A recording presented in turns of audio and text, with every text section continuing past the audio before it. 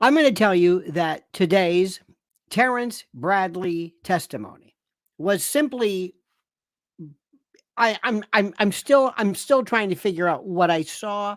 How could this be? How did this man graduate from law school? How did he pass the bar? How does he drive? Is he allowed to hold sharp objects? I have never seen a jadrul like this in my life. I thought to myself, nobody can be worse than Fani Willis. Then comes Nathan Wade. Nobody can possibly be worse than Nathan Wade. Then comes the gold standard, Terrence Bradley. I'm going to give you the absolute best appraisal of what happened. Not step by step, bit by bit. There were some funny moments, obviously, but I'm talking about the big picture. What does this really mean? And why is it important? Well, the first reason why it's important, it's a great reason to be important, is because you just don't see anything like this. You don't see anything like this ever. I don't even know what it is. One time I saw there was a sewer that was clogged, and these people drug a tire attached to a chain on a tractor through it. I don't know how they did it, and unplugged the crud and the crap and the whatever it was, and it opened up, and I was fascinated. And I'm watching a sewer being unplugged. That's what this was. I don't even know why but it's like, what am I getting out of this? I've never seen people like this testify ever. This baby, this guy who's sitting there in this suit barely fit, it just doesn't look comfortable. And some people, they wear a suit and they look like they don't wear a suit often. He couldn't button his tie. I mean, it just didn't look comfortable. And he's sitting there drawing, and he's checking, doing the pen, and he's drawing. Reminded me of like a little kid. Sad to say, a little kid who's testifying about bad things that happen. Sometimes we've seen this. Sometimes you've seen kids, and they sit there and they do something just to, as they're trying to recall. It was incredible. It was absolutely mind-boggling. I've never seen anything like it in my life. But here's the story of stories. None of this has to be the way it is. None of this had to be even the case. There was no need for this. None of this. None. It was I still don't know what. So I'm going to go through it. I'm going to explain a few things, but to give you a different take, a little different than what others have said, because it's one thing to sit there and go through the obvious. Yes, he should be disqualified. Yes, he lied. Yeah, blah, blah, blah, blah. But you don't want to miss the big story. So first, let me ask you, subscribe to the channel. Make sure you like the video. You know the routine. You know the metrics and metrics. By the way, somebody said, I need 3,000 likes tonight. I need 3,000. Get to it right away. 3,000 likes. That's it. We're going to be here until we get 3,000 likes. But before we start, let me just tell you right now, listen to these great words. And by the way, this doesn't, after you're done, make sure you go to mypillow.com, promo code Lionel. Check out the new graphics, the new website that's changed since I did this. Well, it is time yet again, my friends, to hail and salute our great friends at mypillow.com. And if you use promo code Lionel, you'll get a free gift. No purchase necessary. And yes, I know, a free gift. It's a tautology, so sue me. But first, please listen. What are we talking about here? Down comforters, flannel sheets, Giza Dream bed sheets, My Pillow 2.0 sheets, slippers, percales, towels, quilts, bedspreads, mattresses, mattress covers, mattress toppers, linens, kitchen towels, bathrobes, name it. Literally name it. Items to help you luxuriate and relax. And they're monster sellers. Slippers, my slippers. That's right, slip-ons, moccasins. Think about it. What do they do at My Pillow? They make things real soft and plush and comfy. How perfect. Here's the link. MyPillow.com, promo code Lionel, or MyPillow.com /Solidus or Virgil /Lionel, or call 800-645-4965. And watch how fast Mike answers the phone. MyPillow.com, promo code Lionel, simply and absolutely the best. Now, dear friends, those of you who are members of this channel, you can read right now and watch right now my latest video that will drop at 8:30. That's one of the perks of this. And I want to go through a couple of things. Let's start off from square one. Let us remind ourselves of what we are here to do. Fani Willis is the district attorney for Fulton County, Georgia.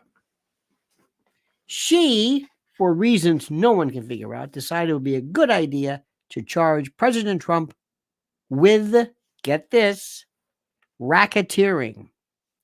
Racketeering. It's absurd. It's absurd. Racketeering, RICO, is normally what you charge the Gambino crime family, drug cartels, motorcycle gangs, people who are coordinated and confederated in this racketeering enterprise, committing predicate acts. And, well, these people didn't even know each other. That being said, and there's a story as to the people who are inside her office pushing this, on loan from the Biden administration, the Justice Department. Okay, fine. Okay. So one of the lawyers, one of the defendants, is a fellow named Michael Roman. Michael Roman's very, very good lawyer, Ashley Merchant, who was, I believe, the president of the State Criminal Defense Lawyers Association, filed a motion either with, or they've argued successfully, a fellow named Mr. Sadow, who represents Rudy Giuliani. There's about 15 or 16 defendants, including President Trump. So the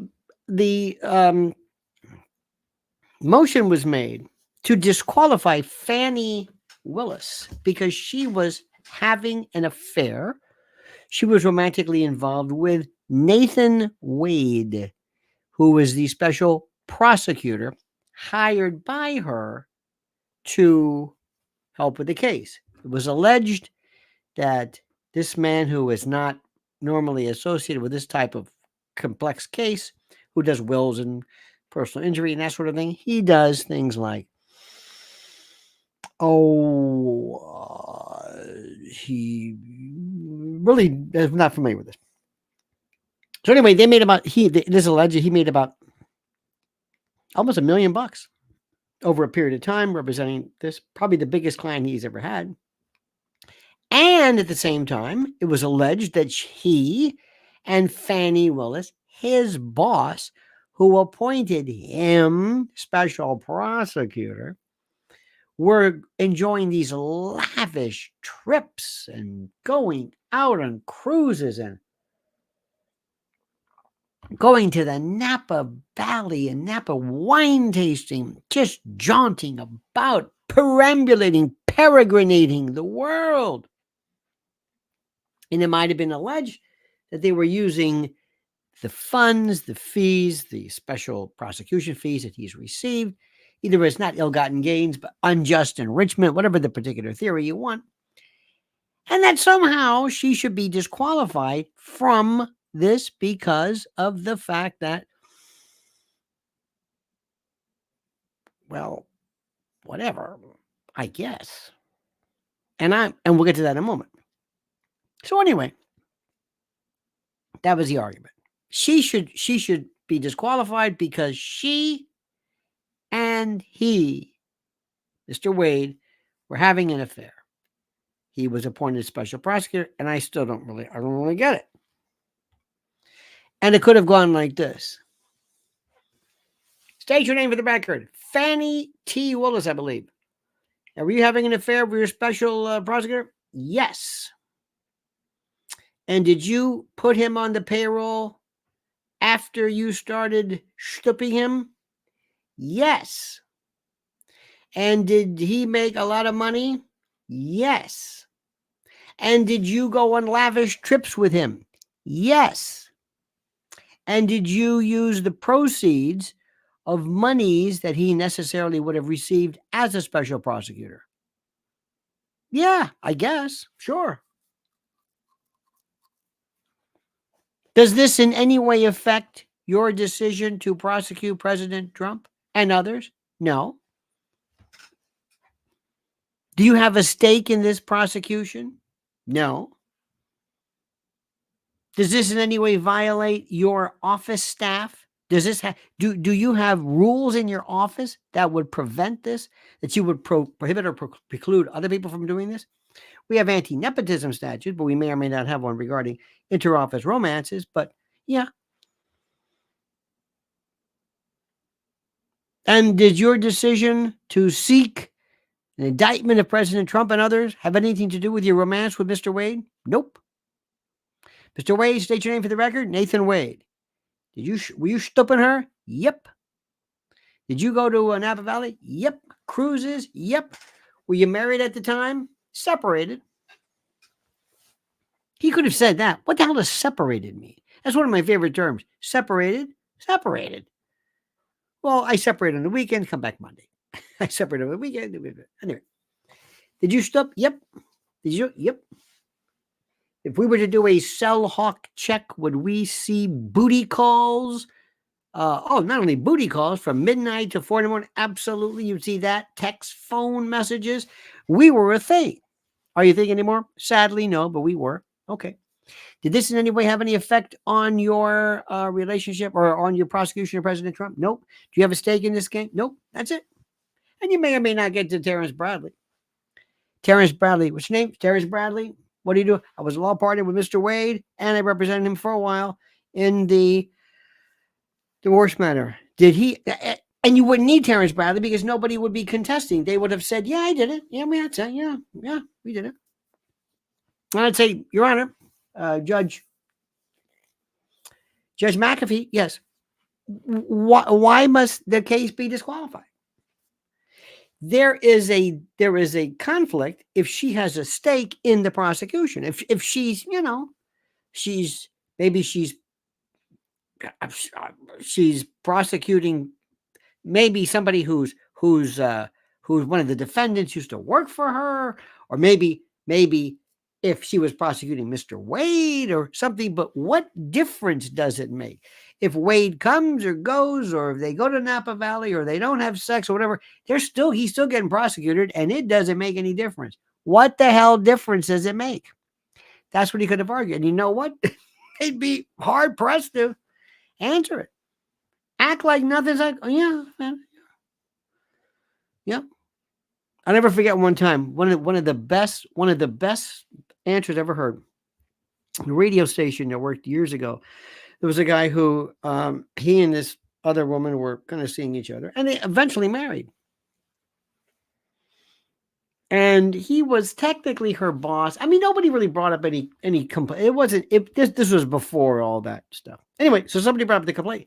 Somebody brought up the fact that he did it, and interestingly enough, I found that interesting. He said, "Oh, by the way, why do you think it wise to have relationship with somebody you work with?" He says, "Look," he says, I work all the time. I'm here almost 20 hours a day. Who the hell else am I going to meet but people I work with? We have a lot in common. She's a great lady. We work together. That's all I know. This is my job. This is all I do. And I'm sorry if I fell in love, and I'm sorry, but I think I have a better job because we have something in common and we work together. And it was a great answer. That's the way this could have been a great answer. What difference does it make? What difference does it make? But no, not Fani. Fanny had to lie. Fanny had to say, oh no, Fanny had to ask, pissed off, how dare you? You're lying, and I don't know. What are you lying about? What are you talking about? She starts digging herself in a hole. Remember, you find yourself in a hole, stop digging. She started, and I don't know what, I paid him cash. I paid him back in cash. Oh, I paid it back in cash. You paid him in cash? Oh yeah, I got cash. You've got cash? Wait a minute. That's line number one. What do you mean you got cash? Well, it's a black thing. That's my father. Yeah, it's a black thing. It's a black thing. It's a what thing? By the way, a lot of black folks here. How many of you have cash? $20,000, and you? No, I didn't need. I don't know what. You have a safe? Remember that story? It started, and then the father gets on. Well, one time when I was in a restaurant. One time I had an American Express, and the bill was $10, and I pulled out my American Express. Okay, and they didn't take it. And then they had a Visa card. They wouldn't take that. They had traveler's checks. They call them traveler's checks. In the old days, they didn't take that either. So I told my daughter, you remember one thing? I got a $10. I told my daughter, don't you ever go out without having money, because it's a black thing. It's a black thing. And we care, and we have cash. And we care. What? Wait a minute. What? Already, the thing just started. They carry cash. What is she? 16,000. How many thousands? How much does she make? And then they start going into it. Go, wait a minute. Hold it. Who is this woman? Who is this guy? Nathan Wade. Yeah, he's getting into divorce. You mean he's not divorced yet? Well, do we find out who was divorced? Who's representing his wife? Joycelyn. This woman, what's about that? Well, she's a single mom. Her health is bad. They've been married for 25 years. She was a single mom. He's out philandering. Wait. Does she know about the money he made? Does she know about $1 million he made in cash from her that he's spending with this other woman? Instead of, because they're still married. They're still married. All of this wouldn't have even been brought up had she just said, yeah, I told the truth. But no, not Fanny. No. She's digging. And then, she starts. And they told her, we're going to invoke the rule of sequestration. Please go outside. Do not listen to the testimony. All of a sudden, she starts storming in. Oh, I'm going to testify. Oh, I'm going to clear something up. Wait a minute. Were you listening? No. Lie. Simon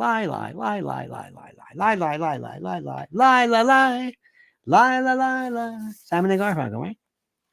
Then Nathan, who every time he answers, he does it like he's passing some hockey puck Bezor, just hurting, just squeezing, just miserable. Just I can't answer these.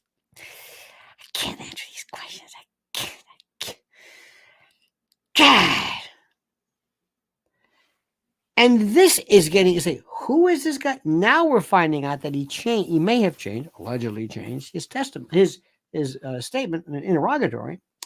One of the pleadings in his divorce case is said under oath that he had not had any type of sexual congress with any other woman during the course of his divorce. Well, he's lying about that. He's lying about everything. This guy won't stop. It's unbelievable. Then we get into the best one. And I didn't think you could get better than anything but the best of the best of the best. Terrence Bradley. Terry. I kept watching this guy, and he didn't remember or recall anything. Now, that may work.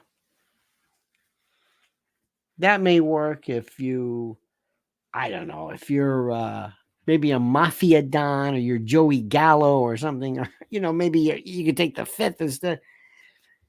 This guy all he had to do was answer some questions. Mr. Bradley, from 2018 until 2021, you represented Mr. Wade as a defense lawyer. A divorce lawyer, right? Yes. Did he ever talk to you about the relationship he had with Fanny?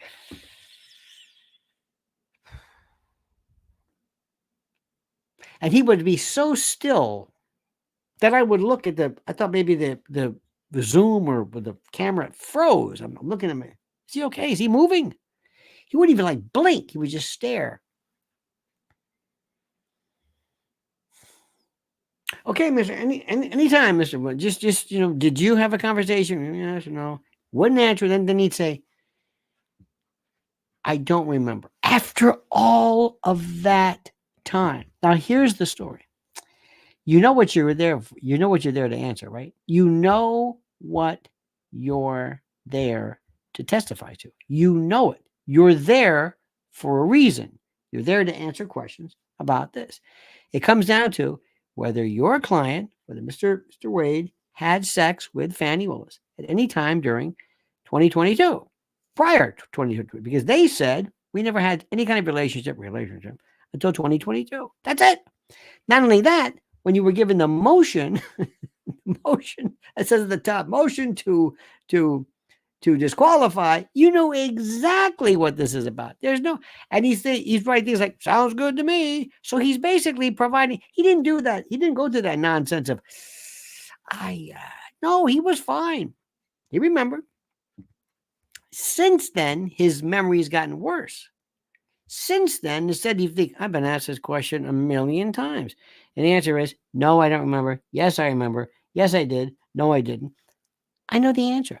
I've been giving this answer now. I've been asked this question a million times. Every time you ask him a question, it's like he's never heard it before. It's like he's never heard it before. Nathan Wade.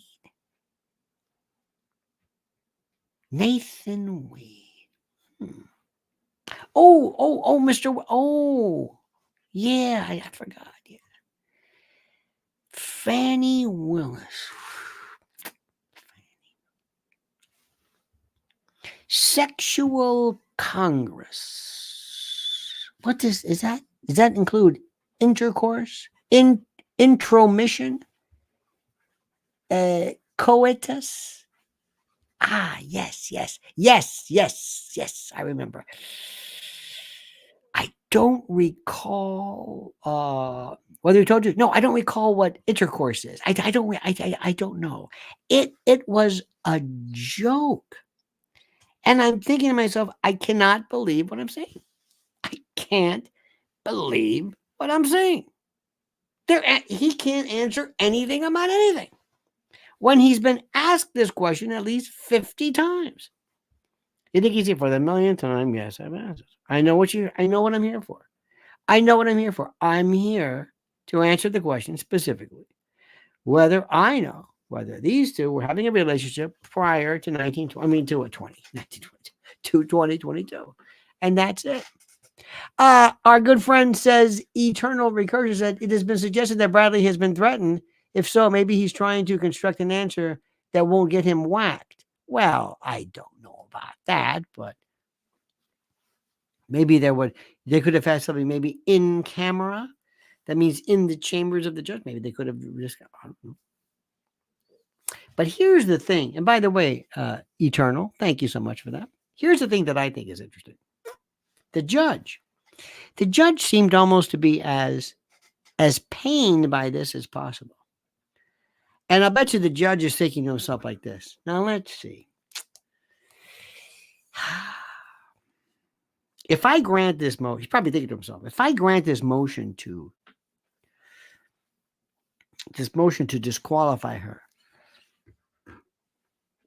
my future in any kind of democratic politics in Fulton County or Georgia is done. Maybe, I don't know. If I do this, I was thinking maybe before, Supreme Court judge, maybe federal judge, who knows, somebody plays it right. Well, maybe DA one day, maybe something, maybe governor, maybe, you know what I mean? This is, wow, yeah. Now, what would happen if I were to grant this disqualification? What would happen? What would happen, dare I say, to me? What would happen to my future? If I don't grant, if I say no, I'm going to find out that's absurd because the whole world is watching this and they don't know what they're watching. They're just watching lying, and lying is somehow this extension of this concoction of I don't know what the word is, but people are they're just watching the lies and they're thinking, oh my God, this is horrible. And you're saying, no, the lies have nothing to do with me. You've got to do something. No. It's just a motion to disqualify. It doesn't matter. You better kick her off that she's a liar. And if you don't, then you're a liar and you're crooked and you're awful and you're going to be the next Judge Ito. He's thinking about that. How in his right mind does he not do this? How does he say, I've been sitting here and even though everybody has lied about everything up to and including their name, no, I don't think there's any kind of, because the issue is there a conflict, not did they lie? But in the court of public opinion, you've got everybody and their mother is commenting today during the course of this. I mean, everybody, they're watching this and they're thinking, I can't believe what I'm saying. That's what got me. The judge, his hesitancy. Here's another thing. When you're in a jury trial and you want to keep, people. Oh, there, look at this. Analmec. Thank you, Analmec. Thank you. Sir or madam or they. Whatever your particular pronoun. Thank you for that. When you have these, if you have a jury trial, sometimes you want to keep as much of the bad stuff away from the jury as possible. And you want to object. Objecting is okay because objecting, you don't want to be a dick. And you don't, but you've got to both preserve the record and you've got to do the right thing. And what means is this: preserving the record means if you're going to appeal something later on, the first thing the appellate judge says is, before I decide whether to grant you this as an appellant, did you object at trial? Did you object? Did you give the judge the chance to maybe cure this, fix this? Or did you waive any objection? Did you waive it? Did you waive it? Did you object? Did you preserve the record? See, there's so many things at trial you have to object to, unless if you don't, you waive it on appeal. I had a case one time where there's something called the best evidence rule. The best evidence rule is one of the rules that nobody knows about. Nobody, at least in Florida. Well, it's based on the federal rules. And this fellow goes up, he says, I'm holding you, I'm going to show you the exhibit. I said, excuse me, objection. May I see that? Yes. I object. Why? Best evidence rule. Where's the original?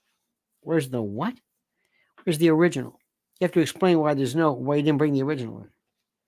The original receipt? Yeah. You can't do a copy of something. You got to explain why. And they said, what? Anyway, we went through this whole thing with the best evidence rule. It screwed up everything. And I was right. I was 100% right. And he couldn't introduce the thing that the whole case was based on. Anyway. So if you don't object to certain things, but that's okay for jury trials. When it's the judge, let me tell you the way it is. The judge will say, I'll note your objection for the record. Okay, I'll note this. But this is a hearing without the jury. I'm the judge. I'm not going to let you tell me something that is wrong so that you can appeal me. I mean, there's exceptions, but normally with a judge, you sit there and say, look, can we get to the bottom of this judge? Because he's a judge. He knows you can cut through stuff. And they're doing this objection, asked and answered. Oh, I hate that. Excuse me, schmuck, there's 15 defendants here, 16. They may have asked it like last Wednesday, but this is a new defendant, and he wants to know from this person based upon his lawyer. So don't give me that asked and answered business. That may work with one witness, one defendant, but when you got 15, you're going to ask the same questions over and over again. That was one. And they said this one, argumentative. Argumentative doesn't mean you're being mean. Argumentative is that you're making an argument, as in a final argument. Not that you're being argumentative. That's cross-examination. You have opening statement, closing argument. An argument is when you put things together. An argument is when you tell either a jury during opening or you talk to a witness and you say, and therefore, because he didn't have the capacity to enter into the contract, he could not have later on done. Wait a minute. Stop. Objection. This is argumentative. He's making an argument. He's like, this is his closing argument. He's explaining what this means and what this means. Argument is when you say what the evidence means, you weigh it, you put it together, you give your theories of the case. That's for the end, not now. That's what argumentative means, not that you're being a dick. It's kind of what he said. And then everybody goes, I mean, he's an objection argument. No, he's not an argument. This is cross-examination. You can be as sarcastic as you want. It's up to the judge. This is you're up. The only time you're getting the chance to talk to the other witness, you can say virtually, or anything. You can say stuff that's real sarcastic. Are you listening to what you're saying? Objection. What? You read it in the transcript. Are you listening to what you're saying? What's wrong with that? Well, it's the way he said it. The way he said it. That's half of the battle. Are you sure that's your testimony, Mr. Bradley? Objection. And they don't do it in the transcript. Stenographer doesn't do that. So of course it's like that. This is your chance. This is their witness. You're not going to get stuff out of them by being nice. But the whole thing was ridiculous. It was just the judge could have said easily, remember, there's no jury there. A judge could have turned over to said to him and said, are you kidding me? Are you kidding me? Do you see me here? You're doing this is for my benefit. There's nobody in that jury box. You see, and Mr. Bradley, counselor, there's nobody in that jury box. This is for me. This is a motion to disqualify. This is a judge. This is a bench motion. This is for me. And you're lying like that in front of me? The jury I can understand, but me? I swear to God, they should be referred to that. You don't ever want to give up your ticket, your law, your license by lying in court. Lying? I don't care what it is. Wade already screwed up by changing his testimony. He might have been lying during the defense. And I know you're not supposed to say this, but say during a divorce, brother. Okay, I know he's lying, but you're right. No, but you're the party and you're pleading. Okay. It's like when Bill Clinton, when they said, did you have sex with, he lied to his wife. Who admits to having an affair? I'm sorry. I know you're supposed to, but nobody does, especially in public when you're the president. What do you want people to do? Anyway. This turned into nothing. This could have been over with in a minute. Yeah, an affair with him. That's it. Now, Friday's a big summation, the big whatever it is. And this judge is thinking, he's probably talking and saying, what do I do? What do I do? Do I keep it? I don't know if I guess he's the trial judge. I would imagine he's not doing this to be assigned somebody else. He's the trial judge. He's going to hear this piece of dog. Now, the only thing I would have hoped for, the only thing I would have wished for, there's no way I could have done this because there's no way if this goes to trial, President Trump is not going to be testified. He's not going to take the stand. He's not going to do that. He cannot take the stand in a criminal case. Sorry. But if he could, and if through some magical way of thinking, if she could do Fani could have done the cross-examination of Trump, I would have said, you are not giving the Academy Award to Killian, what's his name, or to Mr. Downey. You're going to give it to these two. This would have been sheer magic. I could see him just. I could and he could risk it. But imagine this. Imagine this. Trump takes a stand. Fani Willis asks a question. And she gets to cross-examine him. And he says, well. Fani Willis. She would lose her mind. And the judge would say, objection, I'm sorry. Proceed. She would she would go berserk. That would be my dream to see that. My dream. Now let me tell you something. There's one thing about old Mr. Bradley. He probably did a little bit better than by not remembering anything. I know it sounds crazy, but that's different. Everybody knows that's complete total horseshit. You know this. I don't remember. Okay, fine, all right. That is different than saying something. But these other people, they lie. And please, if you have children, please bring them and say, all they had to do was say, yeah, an affair. What's your point? Years ago, there was a show called West 57th Street. You may not remember this. It was a show called West 57th Street. And I think it was Meredith Vieira. She was on it. There was a guy named John Ferrugia and these other people. It was West 57th Street. Remember he had that Harry Reams mustache? Ask your kids. Harry Reams, friends.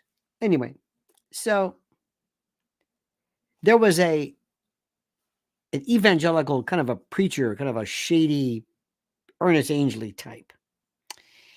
And he apparently he was a faith healer, and he could hear the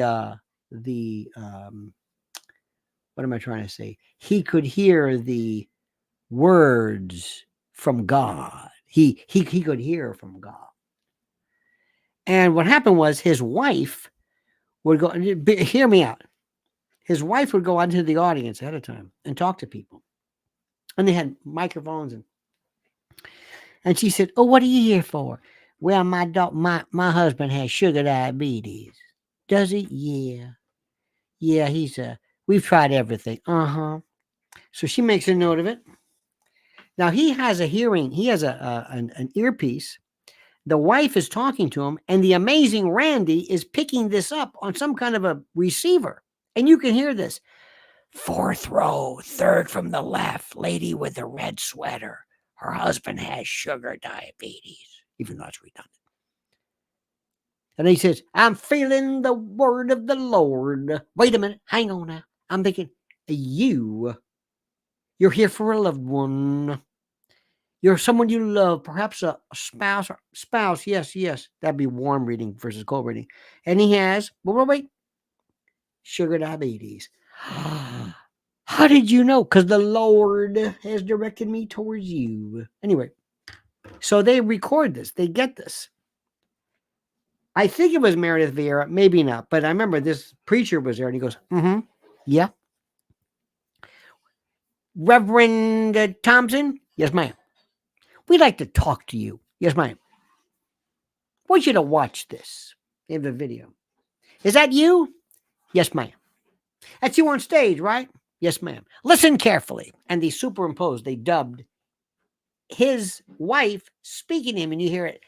4th floor, 4th row, red sweater, sugar diabetes. And you can hear what he's hearing. And they nail him. Got him. This is what he does. So, Reverend, it wasn't God who was speaking to you, but your wife. He says, yes, ma'am. So you didn't hear from God, did you? No, ma'am. It was your wife. Yes, ma'am. And you're a fraud. Yes, ma'am. That was it. It was just, no Mike Wallace, no get out of here, nothing. He just said, yep, that's it. Let that be a lesson to you. Let that be a lesson to you. Now, that doesn't work all the time. Sometimes there are some lies you must maintain, because once you say it, you're through. But this is the absolute cluster of all time. And I want you to go back and just listen to this preposterous statement of this. Now, the good news about this is that it's finally good news for President Trump. Finally, there's some good news. By the way, my friends, speaking of good news, good news. You understand this? You understand what I'm saying to you? Good news. In the event you have been looking for and have been thinking about what to do in the event of some type of an emergency, especially when it comes to food and the like, I have just the answer for you. Let's talk about a very serious subject, emergency food. That's right, emergency food. I know. At first blush, it's difficult for most people to think about something that they just take for granted, ever reaching emergency status. We're used to stores always being open, deliveries always made, no supply chain disasters, no ransomware catastrophes, none of that stuff. Nothing shutting down our gas stations, right? No trucking strikes, no war, no protests from farmers, nothing catastrophic in terms of weather. Nope, that can't happen to us. And I understand it's a defense mechanism that we have because the idea of ever not being able to eat or locate food is seemingly incomprehensible. Well, it's not. That's why it's time for you to go to my site, preparewithlionel.com. Preparewithlionel.com has the deal of deals for you. Now, take it as a starter set. You've been putting off emergency food for too long. Some people still have a thing about prepping as though preparing for emergency is foolish. Now, right now, you can save $60 on a 4-week emergency supply kit. This is unbelievable. 16 varieties with a 25-year shelf life, 2,000 calories a day in 2 beautifully modular buckets that weigh 38 pounds total. These are waterproof and they're perfectly stackable. 4 weeks, a month. Now, be honest, could you go a week without any trips to any store? I'm not talking about having stuff in your cabinet. I'm not talking about banana chips and jerky. I mean food, real food. So go right now to preparewithlionel.com, right now, right this moment, preparewithlionel.com, preparewithlionel.com. You'll thank me, trust me. Indeed, my friends, indeed. By the way, just to let you know before I forget, in the event I forget, because I am want to forget every now and then. Not really, but every now and then. Tomorrow we'll be doing real early, 6 a.m., a 6 a.m. show because I've got little, shall we say, little court duty I must attend to myself. So I don't want to forego this because this is too important.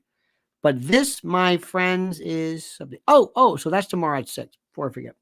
By the way, another thing too, remember this. When you testify in court, make sure that when your lawyer is asking you a question,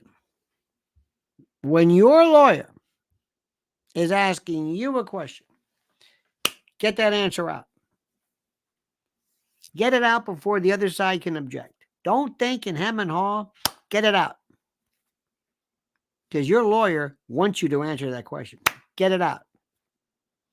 If the other side is asking you a question, wait so your lawyer can object. Remember that. Very important. Testifying is something that they used to call it test-lying sometimes. Some cops would be really bad at this. They would do this. How you tell the truth is you just know when somebody's telling the truth. You just know it. And there's nothing better than somebody who just admits to something. It diffuses it. Now, what's going to happen, ladies and gentlemen of the jury? First of all, they're going to disqualify her. They're going to have to. This man, everybody, listen, remember, most people do not know, look, this is not about, they don't even know what this case is about. Most people don't even know it's about Trump, prosecution. They think he's on the stand or Fani Willis. I guess she is. This is not about, by the way, she's going to use this as she will be the next DA. Anybody else would be completely, run out of town, but she's going to use this. Oh, no, look at that. They're coming after me because I'm a proud black woman or whatever she did. And they're going to say, oh, you're right about that. You stand, because who knows? She's got that. This is a very, very, very powerful Democratic stronghold. But in any event, they don't know what this is about. Americans don't know. They're going, I don't know. This is motion to disqualify. I don't know what that is. All I know is she's a liar, he's a liar, and he's a liar. And I hate these people. And I want them to go to jail. No, she's the prosecutor. What? She's the prosecutor. She's the prosecutor. I want her to go to jail. Well, I don't think she's going to go to jail. She could if she's proved to be lying. I mean, this. If does anybody here not believe they're lying? No. That's where this is where this case is so bad. In fact, Judge McAfee would say, I'm doing a favor to the people of Fulton County because remember, she represents them. They have a stake in this theoretically. They're bringing a prosecution on behalf of the people of Fulton County, and their lawyer, this idiot, and her boyfriend, and the ex-lawyer, they're not going to get their day in court. So the judge says, "Listen, I've got to be fair, not to you necessarily, certainly to the defendants, but also to the other party. This case, there can be no justice. I have no faith in anyone here. Nobody has faith in anybody. This is a complete disaster out of the interests of justice. And certainly these individuals, I cannot allow this to go on. This has been derailed. I cannot in any way. In fact, if I were the people of Fulton County, I would say you want this elsewhere, because if this matters to you, if you care about this, you will want this tried by somebody else, because this team can't do it. I mean, it is just unbelievable. You understand what I'm saying? Good. Anyway, dear friends, 8:30 is the drop. My review of this. Let me tell you how much I appreciate being with you. Let me tell you how much I love being with you. Let me tell you how much you enrich my life and how great and glorious you are. Analmec, thank you so very much. An eternal recursion. Thank you for your kindness, your contributions to the cause, and thank you as well. Let me also remind you to follow Lynn's Warriors, please. The interviews are incredible. Lynn's Warriors and Lynn's Warriors on X. And by the way, please watch a great interview. One of the scariest interviews I did with a great friend of mine, Diane Diamond, about, of all things, a subject that you would think would be kind of rather dry, but it's anything but conservatorships and guardianships. That's up on this as well. Anyway, thank you so much, my friends. 6 a.m. tomorrow. Set your alarms. We're going to be doing it early, 6 a.m. And until then, have a great and a glorious night. Thanks so much for being with us. Don't ever change. I mean that sincerely. And remember, until next time, my friends, the monkey's dead. The show's over. Sue ya. Ta-ta.